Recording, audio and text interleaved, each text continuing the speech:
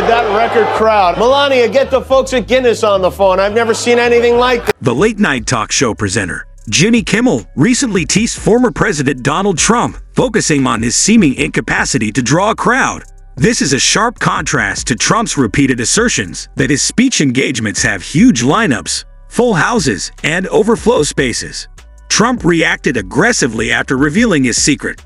In this video, we go into excellent detail about the incidents. It all started when Margaret Martins, Trump's deputy director of communications, shared a picture of the Phoenix Dream sit. We have to back our police. We have to back law enforcement. We have to give them back their respect and their honor and their dignity, and they're great people. Even though Turning Point USA and Charlie Kirk had actively publicized the event, the picture showed that many seats in the auditorium were unoccupied when Trump was speaking. This was unexpected because the event was hosted in a church, which suggested that the planners had planned for a packed house. Another view shows the same chairs on the balcony, and Trump is clearly on stage. There were a lot of empty seats on the opposite side of the balcony, as seen in a second photo taken from the sound booth. Trump has a track record of exaggerating the number of people that attend his functions. Trump often exaggerates how many people are in his crowd, even though the numbers usually don't match up. Which is generally a Democrat state. I think we're probably leading in New Jersey. We had a rally, over 100,000 people this weekend. A lot of the mainstream media didn't want to say how many people, they didn't want to cover it. But in fact, I don't think anybody did. I hear the crowd was not shown by the mainstream media, which is what they tell me. Jimmy Kimmel recently called attention to Trump's falsehood regarding his attendance at a New Hampshire event. The seats were empty because of the previous president's lack of popularity and support, according to Kimmel, who also speculated that it was a symbol of Trump's declining support. Listen to him here bragging about the crowd size at his rally in New Hampshire. It's a Saturday night. We have plenty. You set every record, they just told me, in this arena. Now, I don't know how old it is, but it's not new. And there are a lot of people outside. Thank you very much. Okay, now watch as Trump has a heckler ejected from the arena. See if you can spot any empty seats. Videos revealed that many seats were empty, despite his assertion that this New Hampshire rally had a record number of people. At least two areas of Durham, New Hampshire's Wetmore Center Arena, which looked to be nearly completely vacant, are shown in the Patriot footage. Even at highly promoted events, turnout routinely falls short of expectations, a pattern that has become typical. Left-leaning social media outlet Patriot regularly publishes films criticizing Trump and other prominent personalities.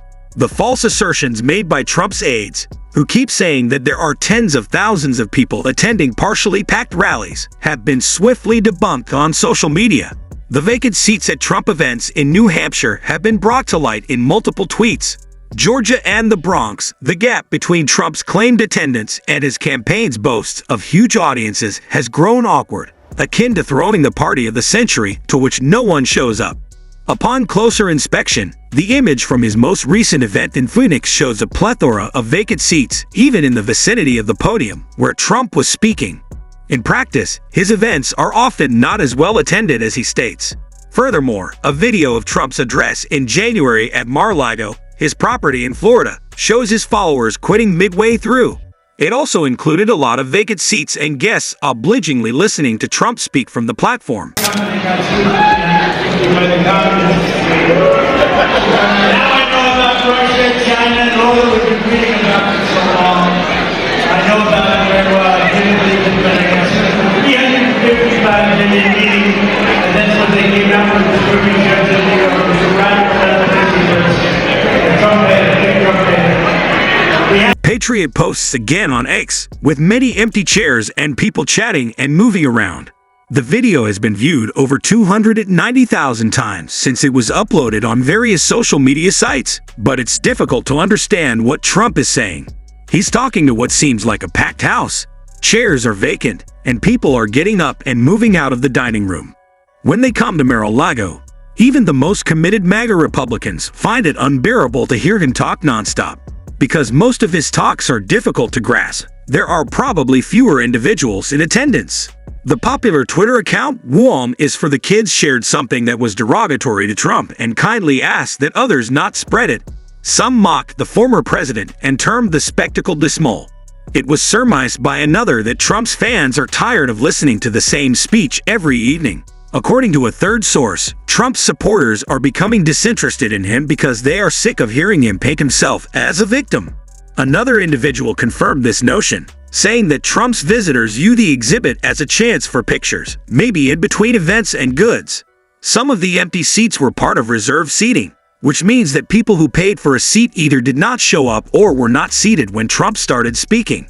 This suggests that there is an excess of Trump fans. The MAGA universe used to be mostly drawn to Trump rallies, but those events have gotten unpleasant.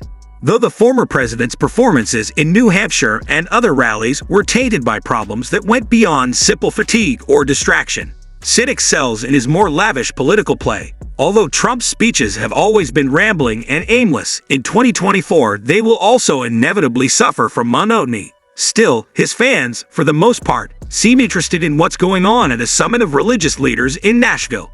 It is reported that hundreds of seats were removed from Tennessee prior to the arrival of Donald Trump for his speech.